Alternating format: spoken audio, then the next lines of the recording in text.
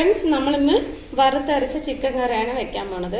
1.5 kilo chicken. അതിന് ഞാൻ കുറച്ച് ചെറിയുള്ളി, വെളുത്തുള്ളി, കുറച്ച് ജീരകം, കുരുമുളക് ഇത്രയും വറുക്കുന്നുണ്ട്. ഇതിന്റെ കൂടെ മല്ലി, മുളക്, മഞ്ഞൾ എല്ലാം വറുക്കുന്നുണ്ട്. നിങ്ങൾ പച്ചയായിട്ട്, അതായത് ഉണക്കമുളക് എടുക്കണമെങ്കിൽ അങ്ങനെ എടുക്കുക. ഞാനത് പൊടിയാണ് എടുക്കുന്നത്. അപ്പൊ ഇത് നമ്മൾ വറുത്തെടുക്കുക. എണ്ണയില്ലാതെയാണ് വറുത്തെടുക്കുന്നത്, തേങ്ങ ഉപയോഗിക്കില്ല കേട്ടോ. എണ്ണ ഒഴിച്ചിട്ടാട്ടോ വറുത്ത്. ഞാൻ പറയാനത് മാറിപ്പോയതാണ്. എണ്ണ ഒഴിച്ചിട്ട് വറുക്കുക. അതിൽ ഞാൻ കുറച്ച് ഉപ്പിട്ടുണ്ടായിരുന്നു. പട്ട, ഗ്രാമ്പു, വെളുത്തുള്ളി, ചെറിയ ഉള്ളി, ഇഞ്ചി ഇട്ടിട്ടുണ്ട്. ഇനി ഞാൻ അതിലേക്ക് ആവശ്യമുള്ള മഞ്ഞൾപ്പൊടി ഇട്ടു കുറച്ച്. അതൊക്കെ ഓരോരുത്തരുടെ എരിവിനനുസരിച്ചിട്ട് മുളക് പൊടി ഇടുക കേട്ടോ. ഞാൻ അതിൽ പെപ്പർ ഇട്ടിട്ടുണ്ട്, അതുകൊണ്ട് കുറച്ചിട്ടിട്ടുണ്ട്. ഇനി അതിലേക്ക് കുറച്ച് ചിക്കൻ മസാല പൗഡർ കൂടെ ഇടാം.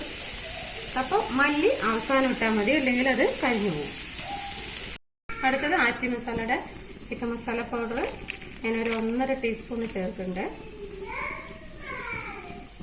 എരിവ് ഓരോരുത്തരുടെ ഇഷ്ടത്തിനനുസരിച്ചിട്ട് കേട്ടോ. ഇനി ഞാൻ ഇതിലേക്ക് ഒരു തക്കാളി ഇടുന്നുണ്ട് കേട്ടോ.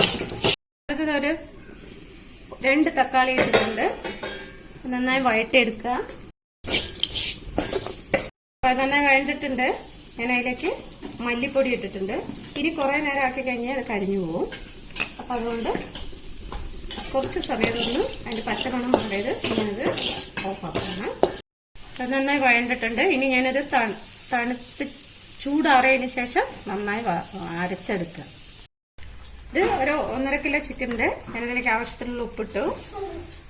ഇനി നമ്മൾ വറുത്ത് അരച്ചു വെച്ച് മസാല ഇടുകയാണ്. ഇതിനെ ഇളക്കിയിട്ട് ഒരു 15 മിനിറ്റ് ഇളക്കിയിട്ട് 15 മിനിറ്റിന് ശേഷം നമുക്ക് അടുപ്പിൽ വെക്കാം. അതിൽ കുറച്ച് തൈര് കൂടെ ഒഴിക്കണം. ഞാൻ കുറച്ച് തൈര് കൂടെ ഒഴിച്ചിട്ട് നന്നായി ഇളക്കി വെക്കുന്നുണ്ട്.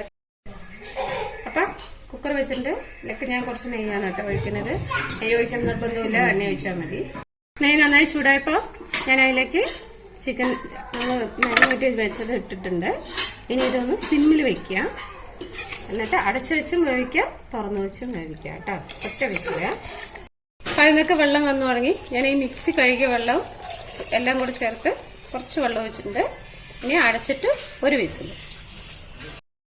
അപ്പോൾ ഇത് കടുക് താളിക്കാനായിട്ട് ഞാനൊരു പാൻ വെച്ചിട്ടുണ്ട്.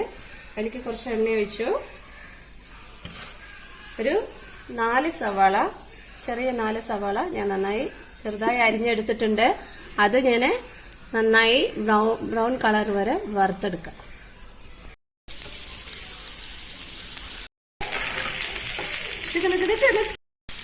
അതിലേക്ക് ഞാൻ 2 പച്ചമുളക് നടുവേ കീറിയതായി ഇട്ടിട്ടുണ്ട്. ഇനി നമ്മളത് ഒരു ബ്രൗൺ കളർ ആവുന്ന വരെ വറുത്തെടുക്കാം. അപ്പം നമ്മുടെ കറി റെഡി ആയിട്ടുണ്ട്. ഞാനത് വറുത്ത് വെച്ചിരിക്കുന്ന ഉള്ളി അതിലേക്ക് ചേർത്തി. അതിൻ്റെ കൂടെ ഞാൻ കുറച്ച് മല്ലിയില.